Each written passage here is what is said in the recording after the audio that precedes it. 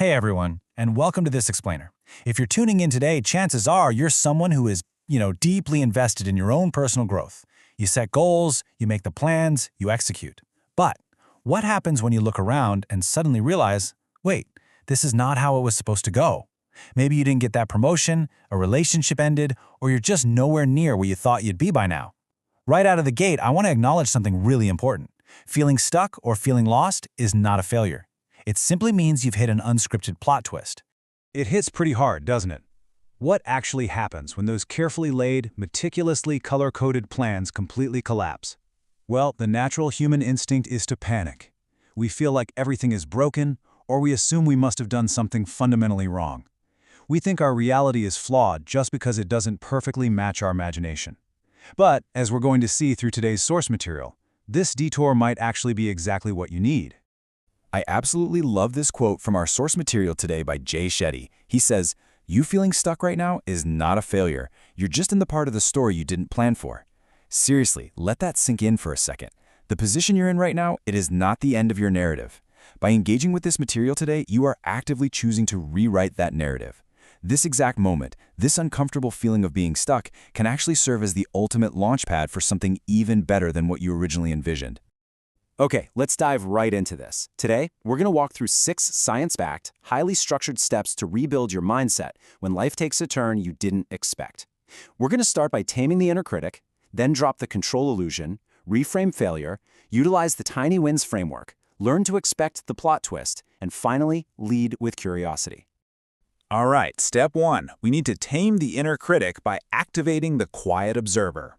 It's incredibly difficult to navigate a plot twist if the absolute loudest voice in your head is just constantly tearing you down, right? We actually have 2 very different voices competing for our attention. First, there's the inner critic. It's loud, it is absolutely certain, and it just nags. It tells you, oh, don't try that, you're going to look like a fool, or you're just not smart enough. But on the flip side, we have your intuition. And your intuition is quiet, it's curious, it's gentle. It whispers things like, hey, maybe we should try this, or I think you might actually be really good at that. The problem is, during stressful times, we tend to ignore it, and our intuition gets shoved right into the passenger seat, taking a back seat to our anxiety. We have to start listening to that quiet voice to take our power back. Now, high-performing people, which I know a lot of you are, often have 2 very distinct traits. They have high standards, meaning they demand the absolute best from themselves. But crucially, they also must possess high grace. High grace is the ability to just release the guilt and the shame when things don't go perfectly. If you only have high standards without high grace, you are going to crumble when life goes off script. Shame doesn't lead to change, and guilt literally blocks your actual growth. To really hammer this point home, let's look at this powerful insight from tennis legend Roger Federer. When he's playing a point, it is literally the most important point in the entire world. He brings all of his high standards to that exact moment. But the second the point is over, whether he won it or lost it, it immediately becomes the least important point in the world. He brings high grace to the aftermath. You can take your present moment seriously without dragging the heavy, exhausting baggage of a missed point into your future. And hey, if you need hard proof, just look at the science. Research from self-compassion expert Dr. Kristen Neff shows that self-judgment in moments of failure actually spikes your cortisol. That's your body's primary stress hormone. Beating yourself up physically alters your body chemistry. It drains your motivation and chemically keeps you stuck in a cycle of shame. You literally cannot shift out of being stuck if your body is flooded with stress hormones caused by your very own inner critic. Which brings us to step 2. We have to drop the control illusion and just accept uncertainty. You know, one of the main reasons we spiral is because we want our perfectly color-coded spreadsheets of life executed flawlessly. When they aren't, we just stand there knocking endlessly on a door that will not open. And because we are so stubbornly fixated on that one closed door, we completely miss the 3 doors that have just swung wide open right behind us. Staying stuck often comes from our stubborn refusal to simply look away from the closed door. We try to force our limited imagination onto reality, entirely missing the new opportunities that are right there waiting for us. So the crucial takeaway here is this. Trying to outrun uncertainty is a losing game. You're going to burn out way before life ever slows down.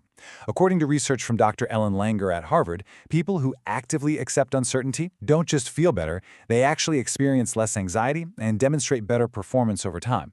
Letting go of the illusion that you can control every little detail radically improves your ability to navigate sudden detours. All right, on to step 3. Reframe failure. We have to start viewing failure simply as redirection. Our brains are actually biologically wired to see failure as a mortal danger. When plans fall apart, your amygdala lights up like a Christmas tree, triggering a massive threat response. You literally feel like you're in physical danger just because a project at work didn't pan out. But researchers at Columbia University studied how high performers recover from setbacks, and they found a really distinct pattern. High performers treat failure purely as data. It's not a reflection of their identity. They define failure simply as feedback they didn't ask for, but highly valuable information that will absolutely help them next time. The shift is moving from, oh man, I am a failure, to, wow, well that is some fascinating data about what doesn't work. And speaking of data on what doesn't work, take a look at this massive number, 9,999. That is famously how many times Thomas Edison found a way that a light bulb did not work. He didn't see himself as a massive failure nearly 10,000 times, right? He engaged in relentless reframing. I mean, if you finally find the one way that works, do you really care that you gathered data on thousands of ways that didn't? Of course not. Moving right along to step 4, the Tiny Wins Framework. It is time to get your momentum back. When a big plan collapses, it's so easy to feel totally frozen. To fix this, we're going to rely on what Harvard Business School calls the progress principle. I really want you to burn this phrase into your memory. Momentum comes from movement, not miracles. I'll say it again. Momentum comes from movement, not miracles. When we're stuck, we often just sit around waiting for this massive, magical fix to drop from the sky and save us. We want a miracle. But miracles don't generate lasting confidence. Micro acts do. Tiny, measurable increases in progress are what actually trick your brain back into feeling capable and motivated. So how do you actually do this today? Well, you start small, you start shaky, you start ugly, and you start unprepared. If your business just failed, please don't try to outline a massive new brand identity today. Just spend 20 minutes brainstorming on a napkin. Just do something, even if it's completely imperfect, instead of waiting for absolute certainty to miraculously return. Action cures paralysis. Which leads us perfectly into step 5. Expect the plot twist. We need to learn how to hold multiple truths at the exact same time. We get into so much trouble when we assume progress is going to be this perfectly straight line. Instead, think of your energy like a daily cup of water. Some days, your cup is completely overflowing, and you can hit the gym 5 or 7 days a week. Other weeks, life happens, your cup is half empty, and 2 days is the absolute maximum you can manage. True consistency isn't a flat line. It's pouring out whatever is in your cup that specific week, even if it fluctuates wildly. Expecting a perfectly flat, uniform line sets you up for deep disappointment. But when you expect the plot twist, a 2-day week doesn't completely derail you. It's just part of the real, fluctuating chart of life. And positive psychology research by Dr. Sonja Lyubomirsky totally backs this up. Her studies show that people who are happier long-term are simply more psychologically flexible. They could hold multiple truths at once. They can look at a situation and say, okay, this absolutely was not the plan, and it might actually lead to something better. They don't ignore their grief or their stress, but they keep the neural pathways of opportunity wide open. Finally, we reach our last step, step 6. Lead with curiosity and start asking, what if? When things fall apart, our immediate reflex is to rush to the very next big fix. But neuroscientist Dr. Mary Helen Immortino-Young has proven that shifting your internal language is way more effective. When disaster strikes, asking, what now, usually just induces panic and stress. But asking, what if? Well, that activates a powerful state of curiosity. This actually builds resilience and opens up entirely new cognitive pathways tied to purpose. Basically, you're opening doors in your mind instead of slamming them shut in a total panic. This requires the ultimate reframe. You have to speak to yourself with profound respect as you navigate these detours. Listen to me. You are not lazy, you're just drained from carrying a load no one else sees. You are not behind, you are simply human operating on your own unique timeline.